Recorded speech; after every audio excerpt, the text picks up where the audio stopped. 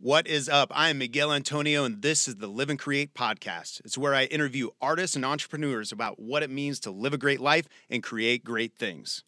On today's episode, we have Matt Richards. He's a producer and the owner of Avenue Record Company. We talk briefly about his health journey, and then we dive deep into his story of going from a touring musician to a producer, and then ultimately starting his own company called Avenue Record Company. We also talk about the power of mentorship and the idea of building a community and investing in those around us to help them see success, and making sure that as a band, you're not getting stuck in the spin cycle of release, fail, release, fail, release, fail, and trying to learn from our mistakes and grow past it. It's an inspiring episode you guys are going to enjoy. The Live and Create podcast.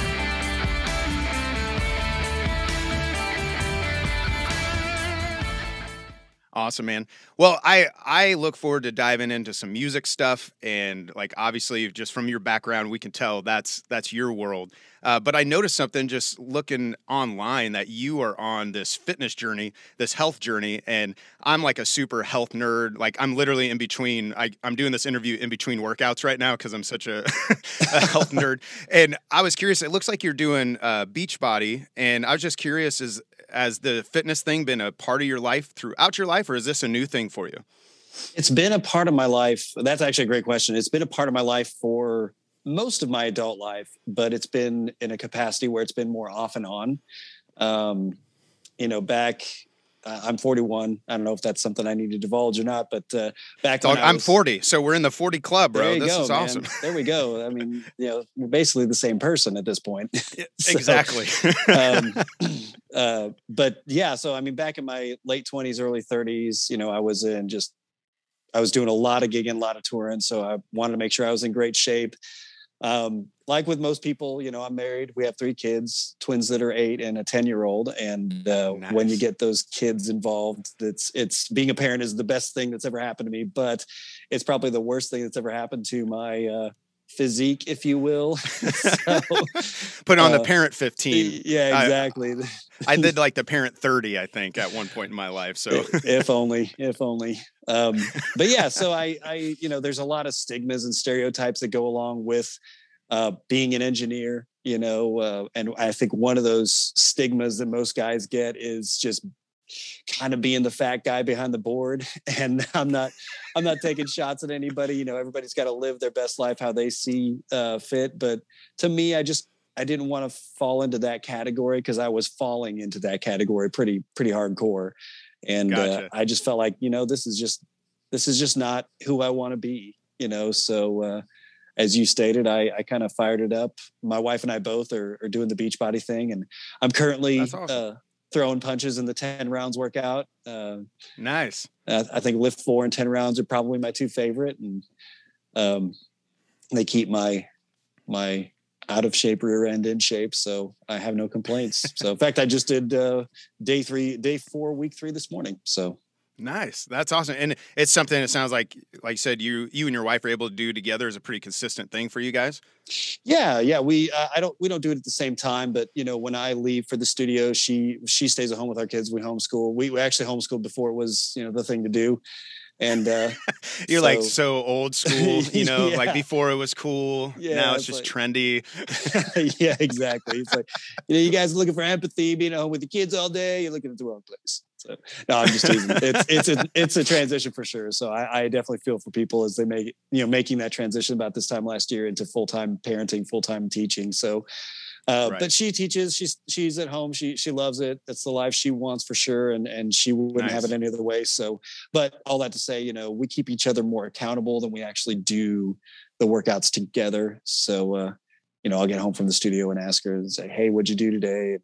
And, she'll ask me how it went for me, and, just kind of, just trying to be the best versions of ourselves that we can be. So. That's cool. Now, is that something that started during the quarantine, or you guys been on this journey for a bit? I think it probably started a good time before the quarantine. I was pretty heavily into P90X3 for a while, and the problem was it wasn't really showing because we live in a town with one of the best craft breweries in the world, as far as I'm concerned, and right, that craft beer, it likes to attach itself to my 41-year-old sides and guts. So it's just one of those things, I was getting in really good shape, but I wasn't showing signs of it because my diet was just not where it needed to be. And I think the quarantine is kind of what did that for us, was that last little push. Like, hey, you don't need to just stay consistent with your exercising. You need to get consistent with your diet. So. Right. Yeah, the diet thing comes to bite you in the ass real quick. That's my previous bass player. We used to tour a lot together, and we did a podcast where we were lamenting all the poor choices on the road, where we equated drinking once we got back to the hotel with self-care. It's like he was running, I was lifting, we'd bring like kettlebells and stuff, but no matter what, it's like we're constantly just fighting this shitty diet. Well, we actually started eating pretty healthy, but it was the alcohol that really held on, because self-care is what we called it. And both of us are now trying to relegate it to like now it's more like, oh, on a Friday or Saturday, now we can, partake in some whiskey or something like that. And then when you got Boulevard Brewery, when you got so many good places to eat that aren't necessarily healthy, like, our Kansas City Joe's and all that, it makes it tough in this town. That's for sure. Yeah. Q39 has been my friend, but not been my friend at the same time. The burnt ends, man. The burnt ends at Q39. Yeah, each place, it's like there's a particular thing I like the Z-Man, of course, at Casey Joe's is my thing. The Burn Ends, Q39. We could have a whole podcast, I'm sure, about barbecue, but so transitioning into music, I this past week, it was hilarious because we've had this set up now for a month and a half, 2 months, something like that. Yeah, I schedule out pretty far. I think I'm scheduling to May and June right now. And anyways, I'm listening to Ope Radio. Are you familiar with that podcast? Yeah, that's Ben Lynn's podcast. Is that right? Right. And so I'm listening to it, going through it. He was my interview like 2 days ago. And I'm just going through it and listening to all the tracks. And then all of a sudden, Jillian Risco, her newest song, People in the Real World, pops on. And as the song starts in, I'm like, the first thing I thought was, who the fuck produced this song? This is amazing. I got home, I texted her, I was like, this is dope as fuck. Like, who did this? She goes, oh, it's Matt Richards from Avenue Record Company. And I'm like, she goes, I think you're interviewing him soon. I go, yeah, I'm actually interviewing him Thursday. And bro, I am a huge fan. Like, that production was incredible. Like, her voice is phenomenal. The song is great, but as you and I both know, like, those things can be there, but if live, it can come out. But in a record, if you don't have good production, if you don't have good engineering, all those other things won't even matter because it all gets in the way. And so I'm just curious, like, where did this passion and this talent and skill for producing start for you? I appreciate your kind words. First and foremost, that was definitely a fun track. Got to flex some muscles, some producer muscles that I don't normally get to flex in Kansas City here. But Jillian is fantastic. She's really what made that track what it is. Her angelic vocals, if you will. So, but yeah, as far as producing, I when I started out on this about 11 years ago, I've been very fortunate to have some mentors in my life that are personal friends of mine that are producers in Nashville and in LA. And it was instilled into me at a very early stage in my journey here that, being able to record tracks is great, getting some great sounds, capturing great takes, hitting a mix with the right EQ curves and the right compression, all that stuff is super important and vital. But there's this element, and one that I kind of don't feel is super popular here in Kansas City, just being kind of that sixth man, to use a basketball term, produce. Growing up, I would read liner notes. That also tells you how old I am. Besides the fact that I said I'm 41, there's a lot of people listening to their podcast like, what the hell's a liner? What's liner notes? What? Yeah, and rightfully so. I mean, we've been in the streaming age for how long now? So liner notes are unfortunately becoming a bygone of a different era. But you really have to dig to find out who produced things now and find out who's really behind the music itself. Right. And so one thing that I would always do, I always loved reading, like, even before I was into music at all, before I even started playing an instrument, I would always read about who produced, who mixed, where it was recorded. I just loved that stuff from a very early age. And so again, going back to my mentoring that I've been the beneficiary of, these guys that are just, brilliant producers, instilled in me being that sixth man, being that 12th man, being that temporary member of the group or collaborator with an artist. There's just so much value in that, because you remove the song from kind of a vacuum, if you will, and brings the song further out into the light. And I think that's where you really grab a hold of it and start squeezing it for everything it's got. And honestly, that's the collaborative process with, digging into a song and getting everything out of it that we can. That's my favorite part of the front to back production steps. That's awesome, man. It's a really awkward way to end that. It's all good. I should have been a better podcast host and help you end it, in there. And I think you said something. I think that's a reason it jumped out to me, because there are so many talented artists in this city. Yes. But the reality is, when it comes to production, there's a lot of people. Any of the people I know who are really good at producing, they now live in Nashville or LA or New York. Almost all of them. Like there are other people, hustling. I think that's what stuck out to me as well, because I was like, man, this is badass production. And I could tell, obviously I didn't know it was you at the moment, but I was like, whoever did this has that passion for, I like that idea, the sixth man in the team, and growing it out of it. Now for you mentioned earlier that you were touring. And so were you doing your own music for a good while? Is that where you cultivated this passion for the soundscapes and the creativity? Yeah. Falling into recording and engineering and being a producer, it kind of happened the same way it happens, I think, for a lot of people. I've been playing the guitar for 25 years, and about right around the 13, 14 year mark, I was getting hired to do some touring and be people's guitar players on the road. And it just so happens that one of the guys that has become one of my greatest friends and probably my greatest mentor as a producer, his name is David Browning. He's in Nashville. And Nice. He was the band manager. How I got connected with him was probably getting on 12 years ago now. He was the band manager for the artist that I was touring with. And I was not into production at that time, but it was a relationship that, we hit it off immediately and became friends. And we've maintained a very close long distance relationship since then. So a few years later, after that started, I was looking for ways to grow my career. And I think that, like I said, what happens with most musicians is, there's that allure of, recording and production and starting a studio. And that's an amazing thing, because that's what happened to me. I just got bit by that. I started doing some remote tracks for people around the country, and I just got bitten really hard by that production bug. And I thought, well, maybe I can, get some tools and start recording my own stuff. And then that's awesome.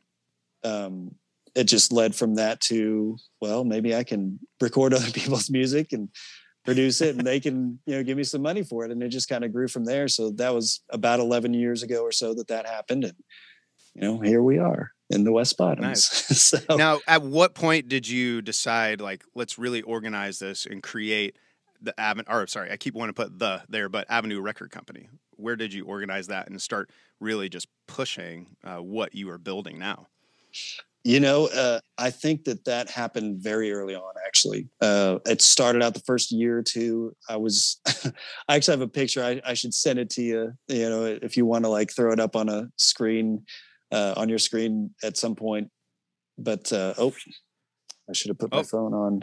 Yep. There we go. It's all good. Is that the picture? That wasn't the picture. I'm guessing. No. That would have been perfect timing, though, where your phone was like, actually, Siri's getting super creepy. She's like, this is the one you wanted. Speaking of that picture, your first studio, Matt.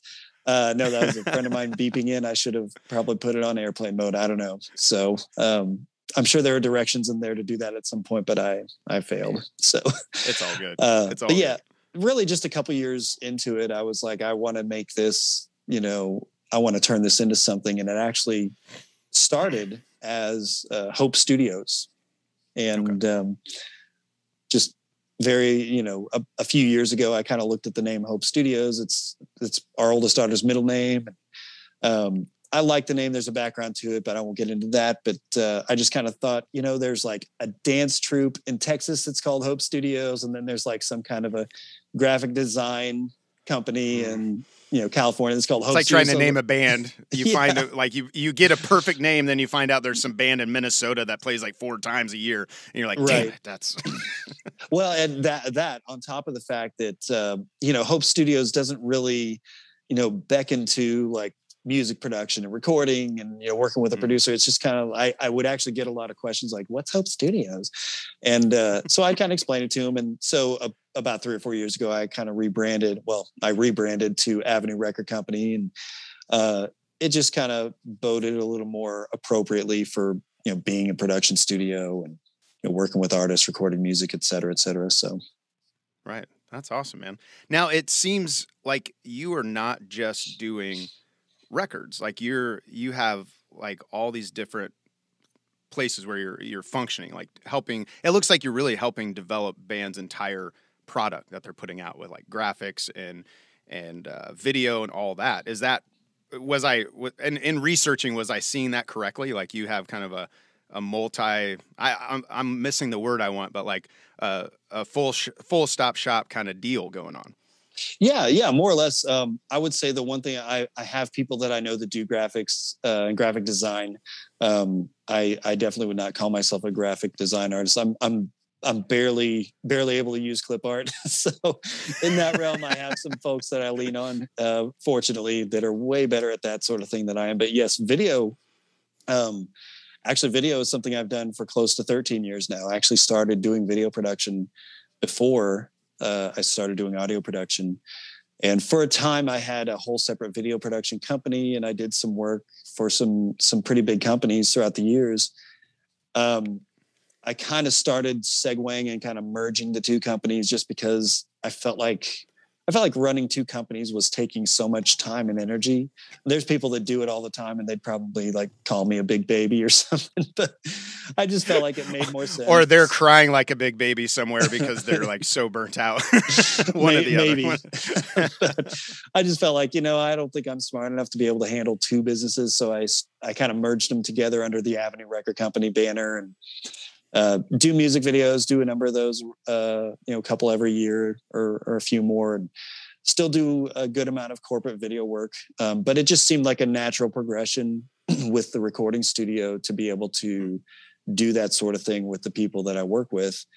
And it's Jillian. Actually, we were just talking about her earlier. She did a live and local video. I think it was released a couple weeks ago now. And that turned out great. So I've been working with Paul Chandler and Corey O'Mara doing live and local videos from the Avenue stage. So it's been really fun. I've been very thankful that I have that skill set to provide. So that's awesome, man. Now I was reading about development in kind of your notes of what you guys do. And I feel like that's a missing piece, like in the music industry, like most people want, acts or bands or artists to be prepackaged, ready to go at this point. Is development a big piece of what you do? Is that a passion for you? Yeah, I think I definitely agree with you 100%. I always feel like, and I did the same thing as a musician and, countless bands, you get in this kind of spin cycle, as I call it, where you sit down and you write music together and you come up with some really great stuff. And then you find a studio and sometimes a producer to work with and get that product out there. And then nowadays, the third step in that cycle is to upload it to Spotify and get it on streaming services. And then that's usually kind of where it ends with a lot of artists. I'd say the vast majority of them, especially I feel like here in Kansas City, that's just, and then you just repeat, you get back in the practice room and you write and you go record, then you upload it to streaming services and you just find yourself kind of dancing in this circle and, with no real tangible success from it. You know what I mean? And I don't want to say that there's not success to be had from that, but, tangible steps in your career, I think come from working with professionals in that realm, once the product's made, once the product's out there, get with guys, in the industry and people, men and women, that can really take that product that you work so hard to create and throw it out there. I feel like you said, I feel like that's a big missing piece with a lot of people. So do you see your role to come alongside artists and bands to help them navigate that world? Yeah, I've been fortunate enough to make some really great connections on that side of the fence, on top of, kind of through the guys that I know in the industry that are producers. One of the companies that I communicate with, I don't want to say I'm affiliated with them because I'm not a part of their company, but I do talk with them regularly. Skyfall Integrated Solutions. They're actually an affiliate of, what's that? I'm not familiar with them, so it sounds like an IT proclaiming company. My ignorance. That's no, right. That's okay. No, it's. I mean, they're they're a great company. They're not by any means a household name, so I would not expect anybody to be able to readily identify them. But and they're not an internet technology company like their name probably would lead you to believe. Skyfall Integrated Solutions, kind of. Yeah, all your intra-network needs here at Skyfall Integrated.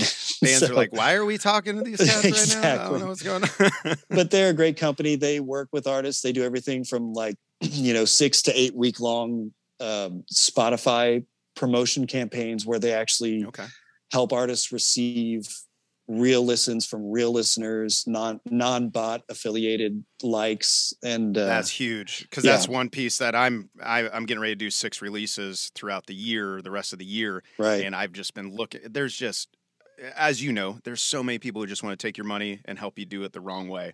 Sure. And with Spotify, that can be very dangerous and getting your stuff pulled down, those kind of things. So that's cool to hear that there's people who are legit making that stuff happen.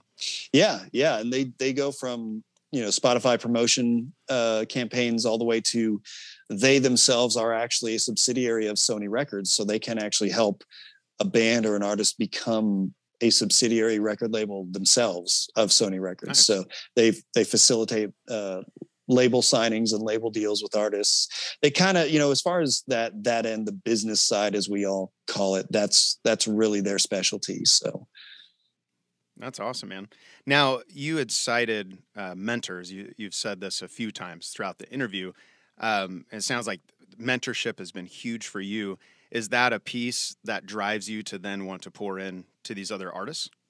Yeah, absolutely, man. That's actually a great question. Mentorship. I would not be, not that I'm some, genius sitting up here on the 5th floor in the West Bottoms or anything, but whatever I am as a producer, as an engineer, as an artist, I owe so very much of that to the people that have taken the time to invest themselves into me.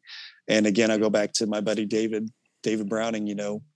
I think having a hunger to learn whenever you're doing anything is great and super vital.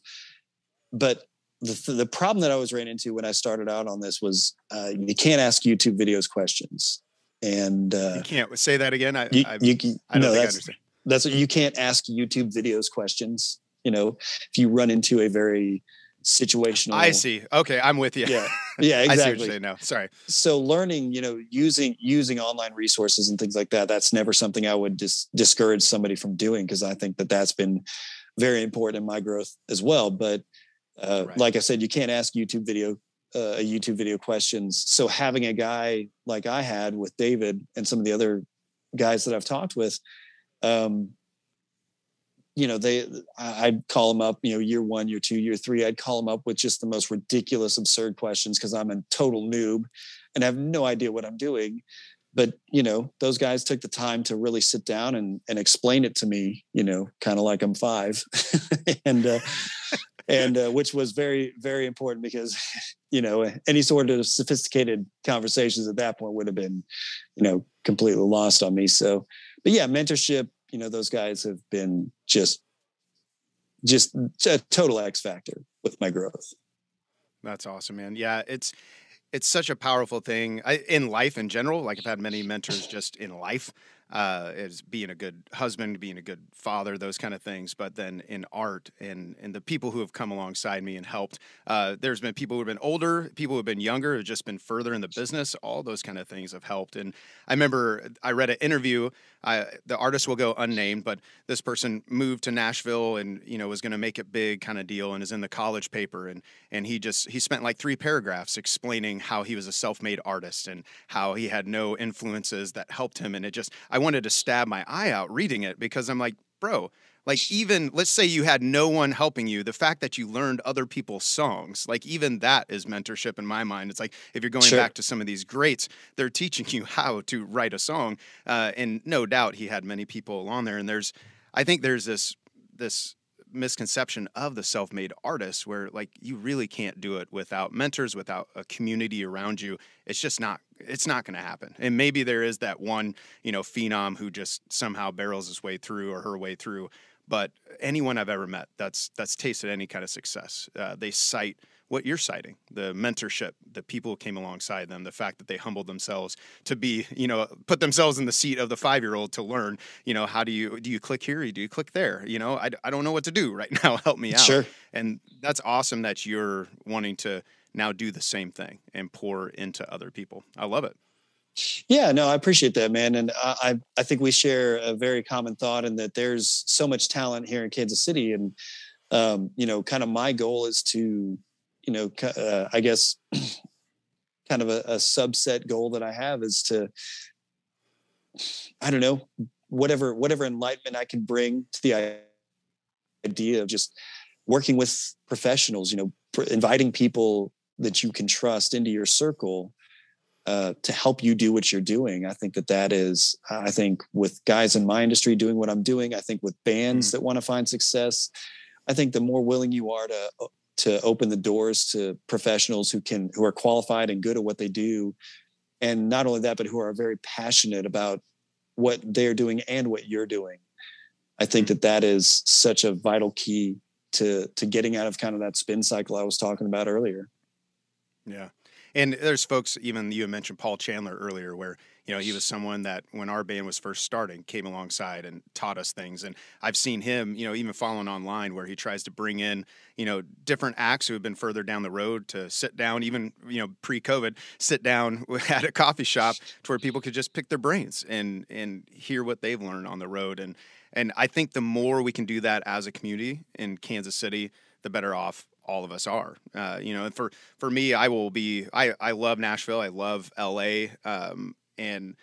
But this is home, and it's home for the next several years at least. I have 4 boys, and so like we've made a commitment to stay and and help them kind of get on with their lives and grow them up. But so it's like if we're planted here, how do we invest here? How do we help build the community up? And for you, are you originally from Kansas City, or what? Then what? Maybe the other question is, what drove you to set up shop here in Kansas City? Yeah, I am actually I grew up in Lee Summit, so nice. Kansas City, lifelong Chiefs fan, which until a couple of years ago was kind of a checkered past there. So, yes, I was no longer a football fan because I was a lifelong Chiefs fan. Like they broke my heart during the era of like Nick Lowry, Christian Okoye, Derek Thomas, such phenomenal players, but they just get right to the edge. It can never pull it off, and it just broke my heart so much. But then, my God, now it's. Anyways, I hijacked your story from being from Tennessee. No, that's all right. The Chiefs are another hot button for me. We could make another hour-long podcast talking about those guys. So, love them, lived with them, died with them. But grew up in Kansas City. I was always just kind of, moseying around town, doing whatever, and just like you said, it's home. So it just made sense to want to set up shop here and whatever I have to offer to this artist community, offer it freely and openly. Right. Now with 3 kids, right? Now you said their ages 10 and 8 with the 2 twins. Did I get that right? Mm-hmm. And twins, like we have 4 boys, but they all came out individually, and they are all so much work. I love them to death, but each one has their own nuances and intricacies. I can only imagine what having twins would be like. What are the things you've learned? What's maybe one of the main big things you've learned of being a father in the music industry and like doing both well? Oh man, I think for me, that's a really great question. I think for me, what I hope to, I guess if I'm, maybe I'm mishearing it. What I hope to instill into my kids doing what I do in the music industry is, I wouldn't say it's so much music industry related, but more so just, getting up and showing up every day, putting everything you got into it, being passionate about what you do, being passionate about the people that you do that work with. I think that's probably what I would like to pass on to them, no matter what they decide to do with their lives. And I think my son Xander, we have boy-girl twins, and he's I haven't run the tests on him yet. Well, tests, I sound like some laboratory geek now, but I think he's got that's pitch. The other room in your studio when you turn the camera, the testing room. Exactly. Now, do you hear this in your left ear or your right ear? So, but I think he's got perfect pitch because they nice. Love, like most kids, they love movies. They love Disney movies, and he'll just be belting it from across the house. So I say, whatever they choose to do in their lives, I want them to take that work ethic and that passion with him. But I think he's probably going to do something with music because the boys just got some pipes. My girls, I love them, but they cannot carry a tune in the bucket. But for whatever reason, Xander, he's just got that. He's just got it. So that's awesome. Well, and I like how you rework that question, honestly, is like, what do you want to instill in your kids? And I think that's a great concept to think about. When I was in a band called Run With It, we were touring all over the place, went to the Middle East and back and just hustling and doing our thing. And when it came to the end of it and we realized, it was not going where we wanted it to go and it's time to end it and start something new. I remember just being brokenhearted. Like my oldest was 14 at the time. I remember, or 13 or 14. And I remember being on the back porch crying. I was talking to the producer we were working with at the time. And because I think what hit me was like, for years we have spent teaching and trying to instill in our kids that, if whatever you want to do, if you put the time and energy and effort into it, it can come to fruition. Like it's going to pay off. And I felt like I was showing them that it was all bullshit because it came to an end. And it was actually my own son who came to me, our oldest, and he was like, he knew that's what I was wrestling with. And he actually said, he's like, no, he's like, I've seen what you've done and I've seen where you've gone and you didn't fail with that. And like, that meant so much to me because it was like, okay, like it's happening. What we were trying to do, even though it didn't work out the way I wanted to, what we were trying to instill really did pay off. And finally, over time, starting whole new things. And now I'm on a different trajectory with it. But yeah, what do you want to instill in your kids? I think that's a huge thing. And I get a lot. I ask that question too because there's younger artists I get to hang out with, and they're dreaming about maybe proposing to their girlfriend or boyfriend, and what life's going to look like. How do you have a family in this? And I think that's something like the 20-something artists who they're just wrestling with, like how to you remember those days. Like I literally remember waking up at like 6 a.m. and going to bed at 2 a.m. and you just wake up every single day. You're going again, then you're on the road. And it's like, how do you fit a family? How do you fit kids? How do you fit all these things that you also want? And it's cool to hear that you're doing that successfully and you have those goals in it. I love it. Yeah, no, I appreciate that, man. And I just to echo kind of what you said, I admire, what you've done, because I followed Run With It. And when you guys decided to call it quits, that was a sad day for sure. And I can only imagine what you guys felt, but it's, I guess to piggyback on what I said about, wanting to instill in my kids, it's like, you really only ever fail when you stop getting up. And that's a lesson that I've had a very tough time learning just in the past couple of years, because I've spent 8, 9, 10 years of what I'm doing feeling like I'm failing every day. And yeah, and it's so easy to do. And I think that that's something that you could say to anybody. You only fail when you stop trying. Bro, I'm taking a moment because I'm not I'm not shitting you. In my journal yesterday, I wrote like a crazy madman over and over again. You only fail if you don't stop.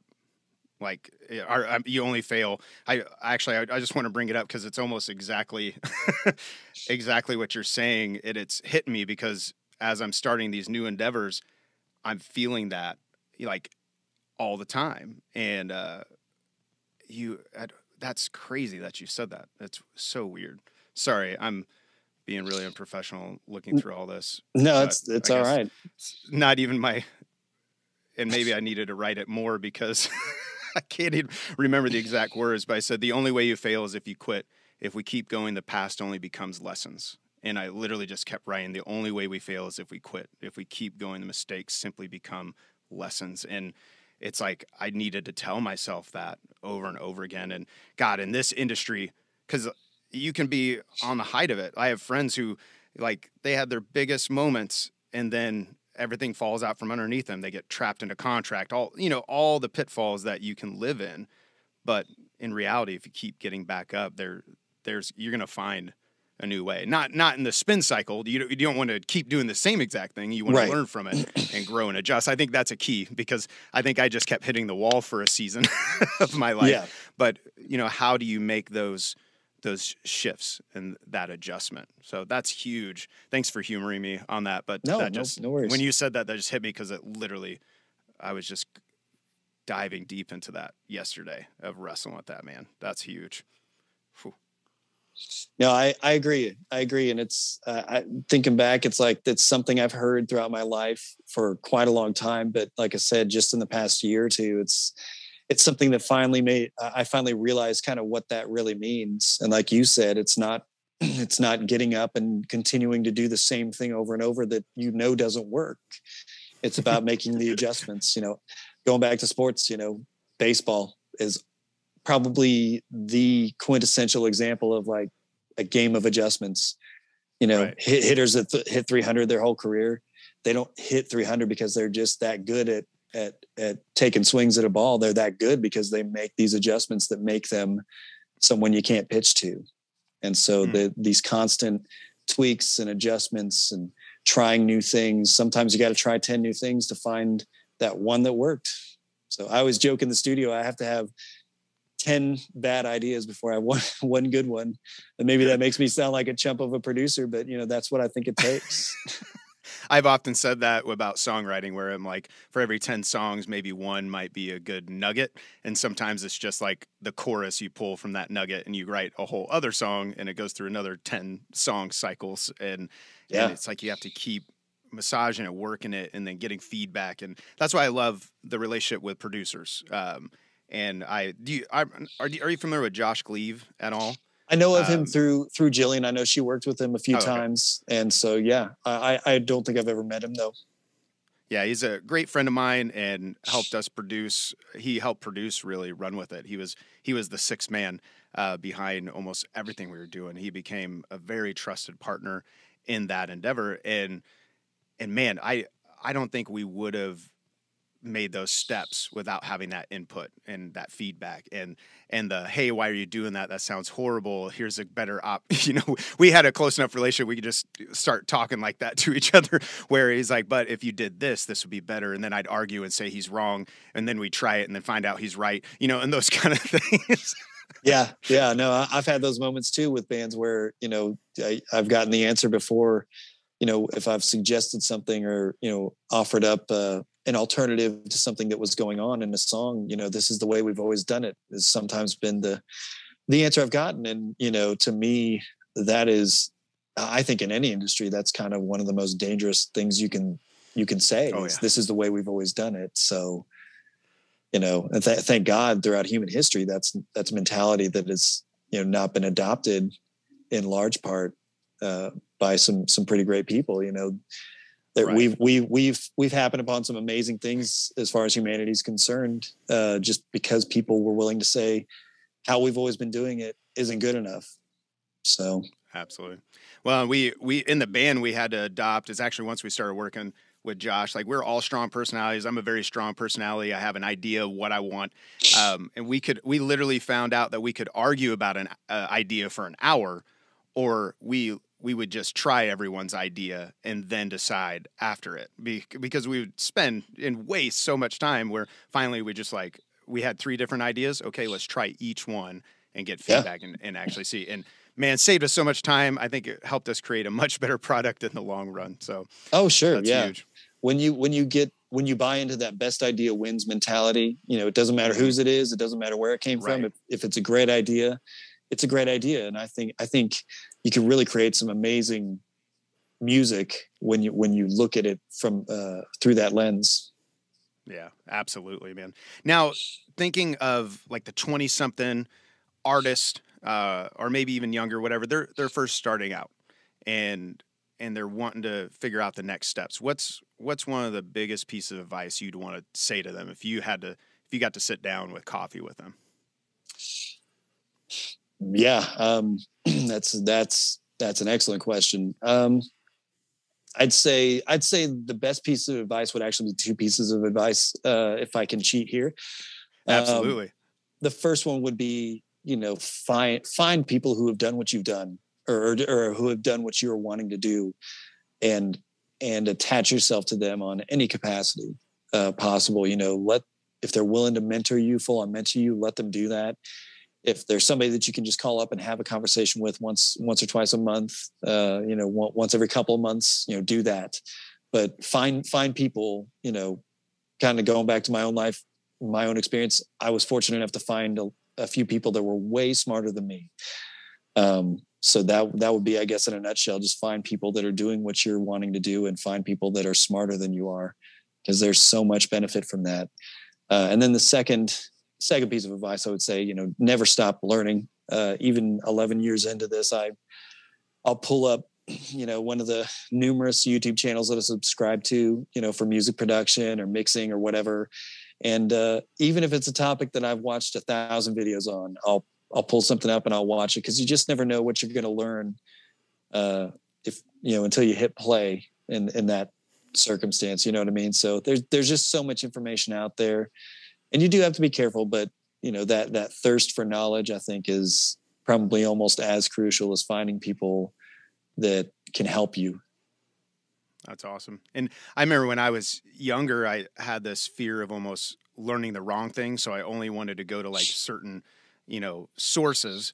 And over time I realized, like, just learn, like, for example, like fitness, like I'm doing endurance sports, and there's like 15 different philosophies of how to do it. And so I'm just going to learn all 15, decide what works best for me. And I think that's huge to, like you're saying, like, let's just start learning and just start growing. And then as you try it out, I think you said earlier, try 10 different things, you find the one that works. Like, just keep trying it. That's great advice, man.